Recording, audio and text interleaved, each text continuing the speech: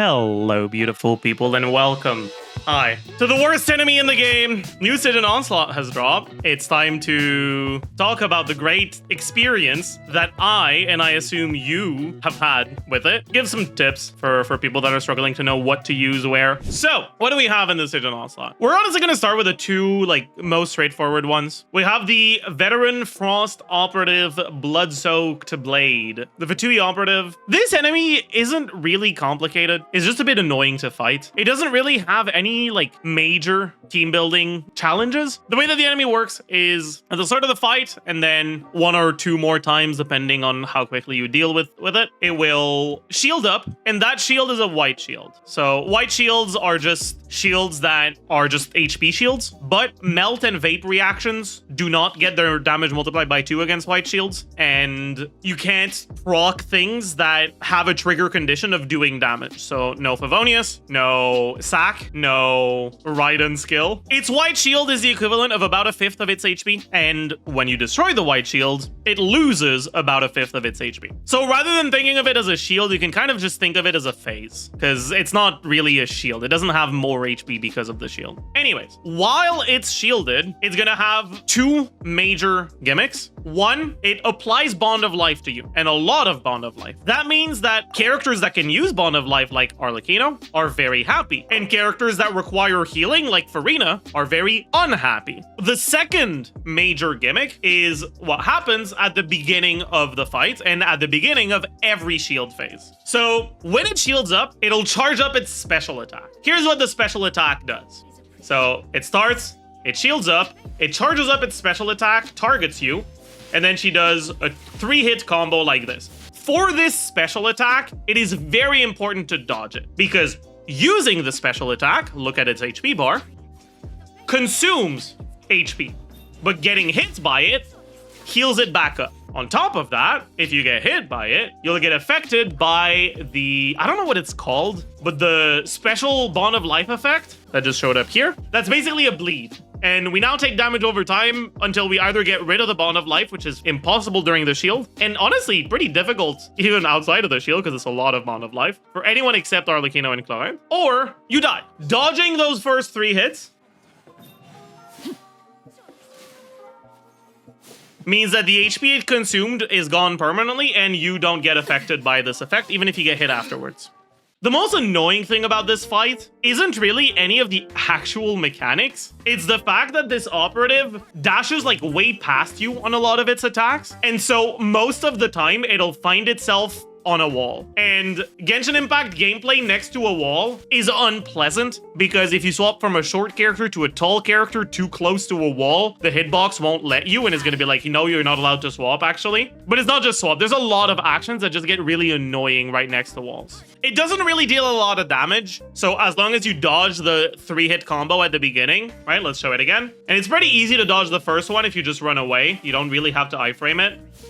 Anyways, once you break the shield, the enemy behaves normally for, I'm not sure exactly how long, I think it's about 20 seconds, it might be 30. And after that amount of time, it just gets the shield again. Because its attacks don't really deal a lot of damage, standing inside of Bennett Burst won't really make you die to melt, but it'll prevent Cryo Aura from being applied to you. And Cryo Aura slows down your attack speed and your animation speed in general as well. So playing Bennett here feels pretty good. So a tip that's useful for Arlecchino specifically is, because you get basically infinite Bond of Life for free, you don't have to claim your bond. And what you can do is you can do something like this. Oops. And then claim it now, reapply. Drop your weapons. Let's light it up. Teamwork is And then you start full Bond of Life here.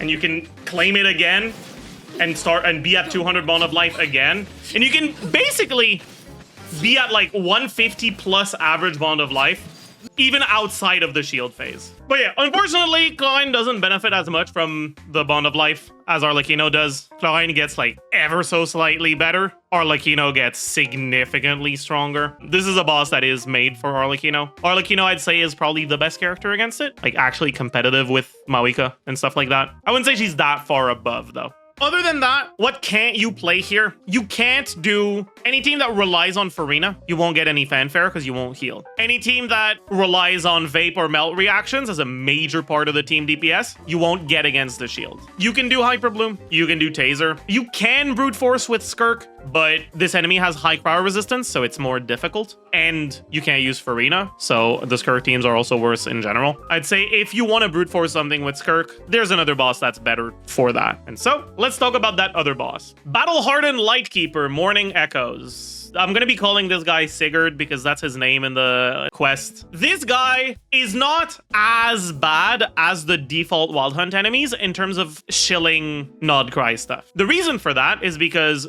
for the Wild Hunt enemies, if you hit them with an ability enhanced by Ascendant Gleam, you can directly start damaging their max HP from the very start of the fight. Against Sigurd, you can only do that after you've depleted its HP bar once, which means Nod Cry characters will have to go through its HP bar twice, and non-Nod Cry characters will be about 3 times. Whereas for the normal Wild Hunt enemies, non-Nod Cry characters still have to do it 3 times, but Nod Cry characters get to do it only once. So the difference isn't as big, but it's still there. In terms of HP, brute forcing Sigurd without Nod Cry isn't really that much more difficult than brute forcing a boss that doesn't really have any like shield specific stuff, like brute forcing this for people who don't have Arlecchino. The DPS requirement is a little bit higher than the default for non-Nod Cry stuff, but it's not that much higher. And well, we're talking about non-Nod Cry stuff, so and outside of the Nod Cry stuff, there is no other team building requirement. Something that really has surprised me is that in my opinion, Sigurd is probably the least bad of the 3 bosses. I don't have Nod Cry carries. The only Nod Cry character I've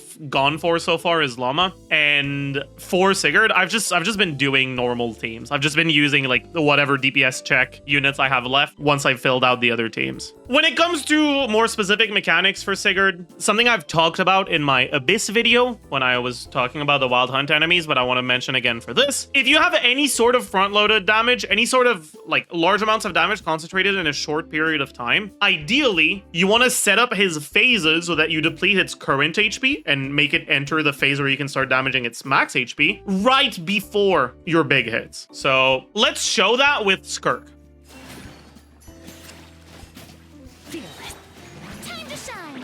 But yeah, so we make sure to start our setup when he's really low on HP for the current HP, while setting up a big Skirk burst that we can then follow up with normal attacks here.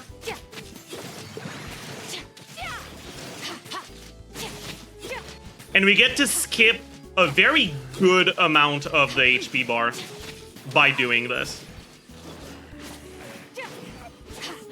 So for Skirk, what we're doing here is we are holding our E on Skirk instead of starting the next rotation when we see he's really low on HP. Then we start the next rotation and we do the rotation that's the same as the Chamber 1 of Abyss one, where you do the big burst and then you enter the enhanced state. So that's something that you can do against Sigurd, which is pretty cool. It's not just Skirk that can do it, just any character that has a way to front load damage, it's something that's worth doing. Finally,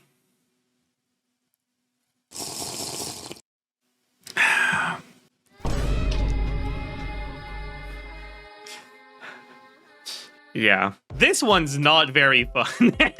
This enemy, I think, has a lot of cool things, but the amount of HP is just way too high. The way that this enemy works is, at the start of the fight, it enters an enhanced state, and during that state, it's basically invulnerable to damage. Like, it's not actually invulnerable, but it basically doesn't take any damage. During that state, it gets a special bar that fills up whenever you hit it, from literally anything, even physical hits. Physical, elemental, literally everything. Lunar damage fills it up almost instantly. If you have a lunar character, whether it's Flynn's or Nefer, honestly even Inefa to some extent, this boss is pretty trivial. And so I'm going to be talking about non-lunar stuff. Once the bar has been filled up, really good way to show this will be, I'll bring Molani, I'll bring Shanglang. Get them!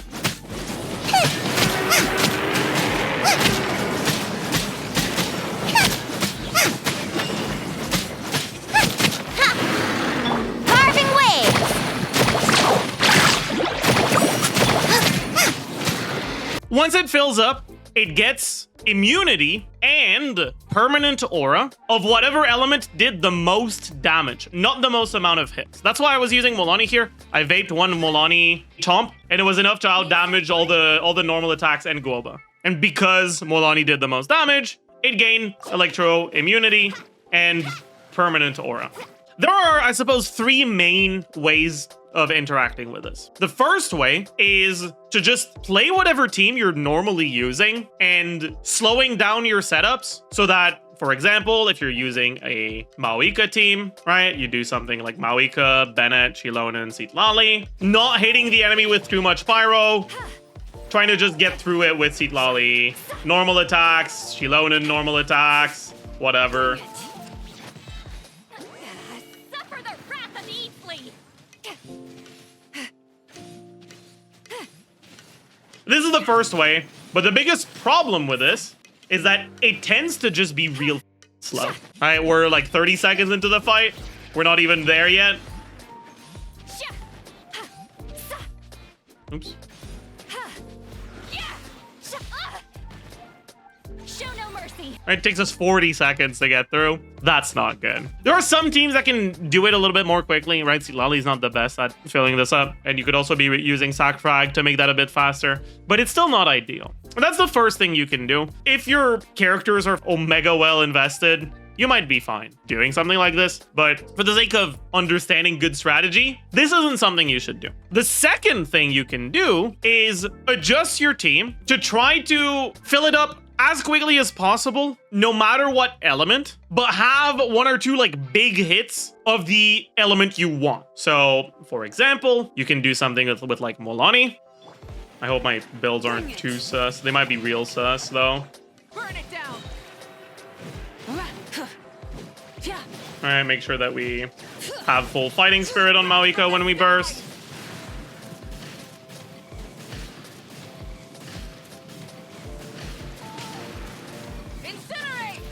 And we end up with the aura we want. Bring it. And we can send Hear the echoes of the Mulanni with our guaranteed vapes, right? This tends to be a fairly solid strategy, but there's often a lot of ways that it can do wrong, or that it can go wrong. For Mulanni specifically, the DPS check is pretty tight because she's just not that good. And finally, the last way of going about it is to cheat. We're learning how to cheat today. There's a few characters that have ways of filling up the bar really quickly. Ayaka's burst and charge attack spam has a lot of hits. So something you can do, I don't have Ayaka, so I can't show it here, but you can bring a normal Maoika team, but instead of Citlali, you bring Fav Ayaka on full ER. You can also use units like Chongyun that give characters infusion with fast attackers. But honestly, what I would say is like the biggest highlight here is 2 weapons. I guess 3 weapons, but the third one doesn't really have any users that care about it that much. Crescent Pike, Skyward Blade, and to some extent, Skyward Pride. There's no real Claymore users that attack fast enough for it to be all that good, so not too sure about Skyward Pride. I guess you can use it on Maoika, right? I guess Viridescent Hunt as well, that's true. Weapons that give you additional hits, additional like numbers on screen. The more of them, the better. Because those weapons make things twice as fast, right? If we look at, right now my Shine Link is on Crescent Pike. The trigger condition for Crescent Pike is catching a particle. So let's look at how quickly the bar fills up when I don't catch a particle versus when I do. All right, so when I'm not catching particles, it's not the fastest, not the slowest. It is what it is. When I am catching particles, wait.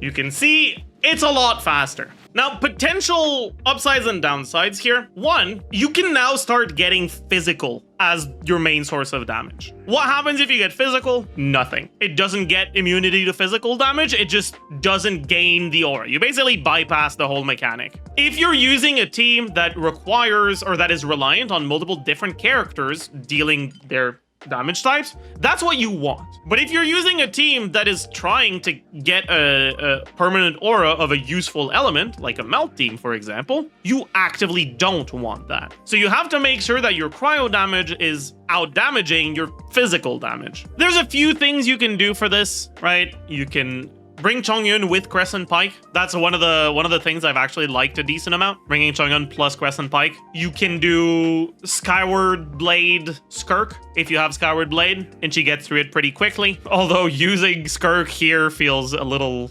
questionable. One thing I want to highlight specifically is Fischl. This thing about Fischl, thanks to Limbo, because Limbo was like, hey, what about this? So check out Limbo if you don't know who he is. We'll put a link in the description. Anyways, her Constellation 1 makes it so that Fischl's normal attacks get a second coordinated hit from Oz. But as it turns out, when it comes to trying to fill up the bar quickly, that's pretty good. And so something you can do in Overload teams is bring Fischl and just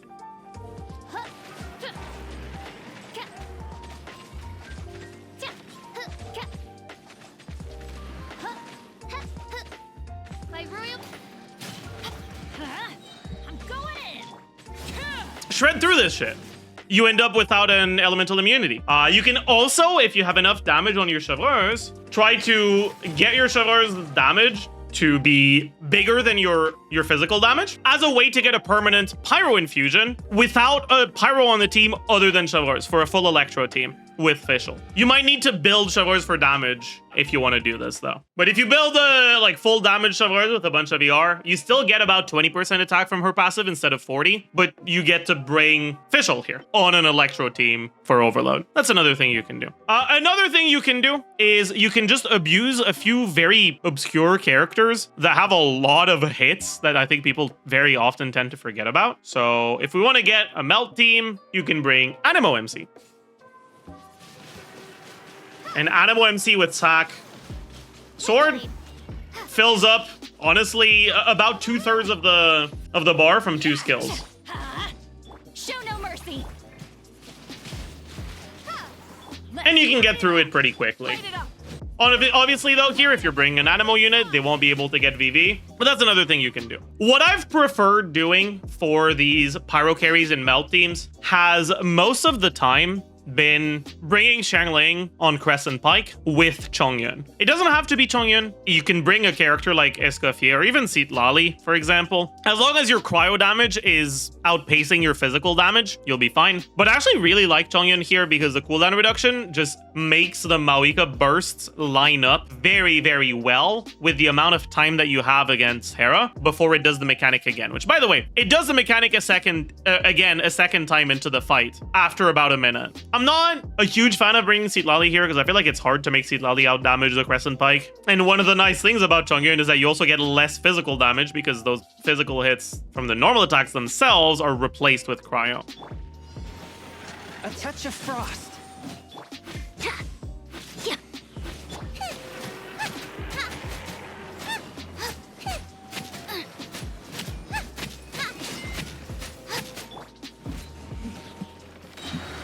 Spirit Blade, attack! Boba, get them! Controlled breathing. Start them! Light it up! Hey-ya! Full throttle! Pyroclastic surge!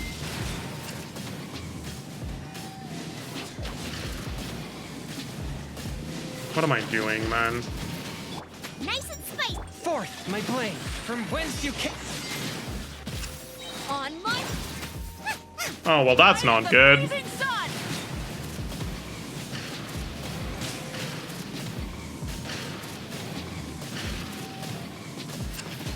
Boba, get them! Swift and merciful, submit for... Faster, stronger!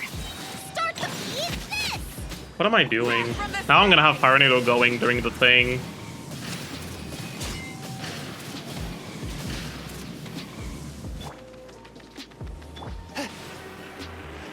From whence you came.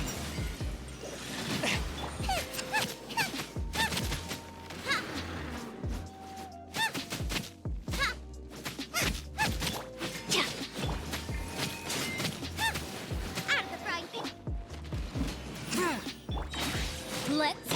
Spirit Blade, attack! Hey-ya! Light of the blazing sun!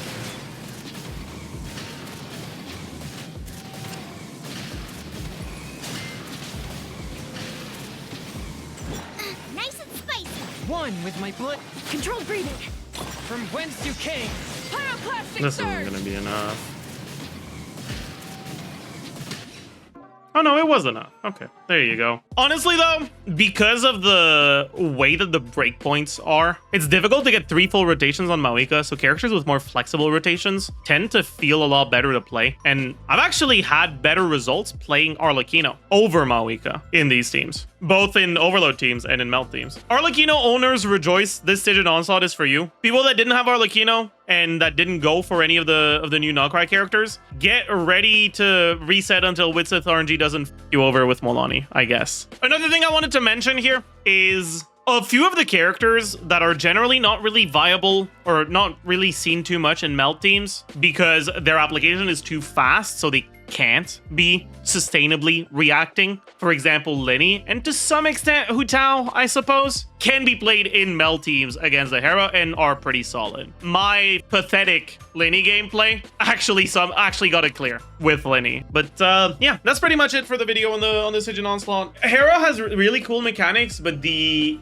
fact that it does the like stall phase twice and that it also just has like 8 million HP, I think it has, right? So it's almost as much as the Shock Trooper from last patch, but with 2 instances of like most likely 20 seconds plus of stall, maybe 10 if you're really good, if you're using a team that's really good at going through it. Basically, this boss is kind of cooked because it has too much HP / it doesn't lose any HP when you deal with its like mechanic. All other like bosses that had stalling phases, when you deal with the mechanic, they lose HP, right? So, I mean, biggest example is the Operative in this Stygian Onslaught. It has a shield for about 1/5 of its HP, but when you break the shield, it loses that HP. It's not actually stall, it's like fake stall. This one just doesn't, and it makes the DPS requirement feel so high. I mean, it doesn't just feel so high, it is high. If you include the stall phase, this is the highest DPS check we've had.